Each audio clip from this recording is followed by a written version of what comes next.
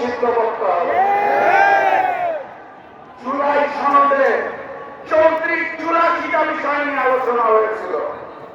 84টা সংস্কার প্রস্তাবে 19টার মধ্যে নোট অফ ডিসেন্ট দিয়েছে বিএনপি, অর্থাৎ 25% বিষয়ে তাদের নোট অফ ডিসেন্ট। এখান থেকেই বোঝা যায় বিএনপি নতুন করে স্বৈরাচার হতে চায়। তারা সংস্কার মানে না, যারা নতুন বাংলাদেশের সংস্কার মানে না তাদেরকে আমরা লাল কার্ড দেখাবো। গতকাল স্বাধীন কমিশন পিলখানা গণহত্যার রিপোর্ট দিয়েছে, আপনারা জানেন। সেই রিপোর্টে স্পষ্ট করে বলা আছে পিলখানা গণহত্যার জন্য আওয়ামী লীগ এবং ভারত দায়ী।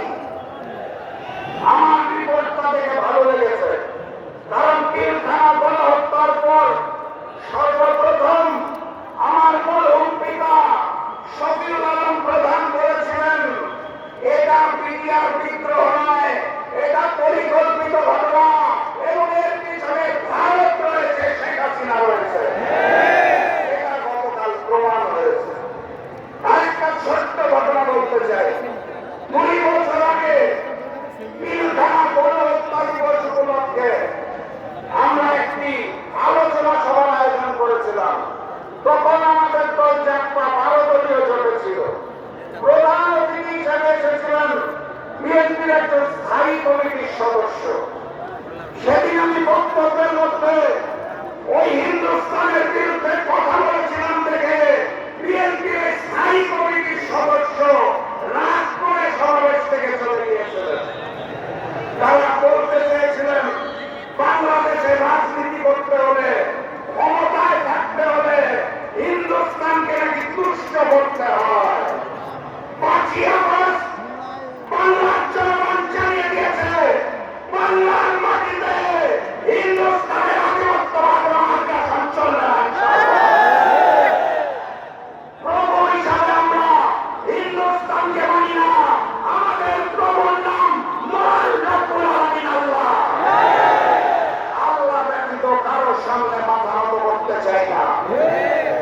ক্ষমতায় যাওয়ার জন্য ওই পুরাতন আওয়ামী লীগ আর নতুন বিএনপি যদি হিন্দুস্তানের সাথে কারসাজি করতে চায়, তলে তলে গোপন বৈঠক করতে চায়, বাংলাদেশের জনগণ আর নতুন করে স্বৈরাচার চাঁদাবাজকে মেনে নেবে না ইনশাআল্লাহ। আমার প্রাণপ্রিয় উপস্থিতি, ওরা প্রভু মানে হিন্দুস্তানকে, আমরা প্রভু মানি আল্লাহকে। বিজয় কার হবে? আমার সঙ্গে উপস্থিত তরুণ জনতা স্পষ্ট ভাষায় জানিয়ে দিতে চাই, গণভোটে হা বলো, আট দলের প্রতীকে সিল মারো। গণভোটে হা বলো, আট দলের প্রতীকে সিল মারো। আগামীর বাংলাদেশ হবে ইসলামের বাংলাদেশ। আগামীর সংসদ হবে কুরআনের সংসদ। ওখানে আল্লাহ ব্যতীত আমরা আর কোন প্রভু মেনে নেব না। ওখানে হিন্দুস্তানের হিন্দুত্ববাদকে মেনে নেব না। ওখানে কসাই নরেন্দ্র মোদীর পরিকল্পনা মেনে নেব না। আওয়ামী লীগ যেভাবে দেশ ছেড়ে হিন্দুস্তান পালিয়েছে, বিএনপিকে বলতে চাই জনতার কাতারে আসুন, নাহলে আপনাদেরও পালিয়ে যেতে হবে দেশে। আমি সর্বশেষ ওই স্লোগানটা দিয়ে শেষ করব, সেই স্লোগানে হিন্দুস্তানের বুক কাঁপে, পুরাতন জালিম আওয়ামী লীগের বুক কাঁপে, নতুন জালিম বিএনপির বুক কাঁপে। স্লোগান ধরুন, নারায়ে তাকবীর,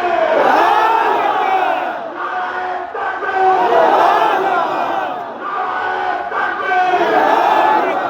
আবারও দেখা হবে, আবারও কথা হবে ইনশাআল্লাহ। এই স্লোগান দিয়ে বিজয়ীর বেশে আমরা ঘরে ফিরব, তার আগে মাঠ ছাড়বেন না। বিজয়ের পদযাত্রা শুরু, জীবন অথবা মৃত্যু। আসসালামু আলাইকুম।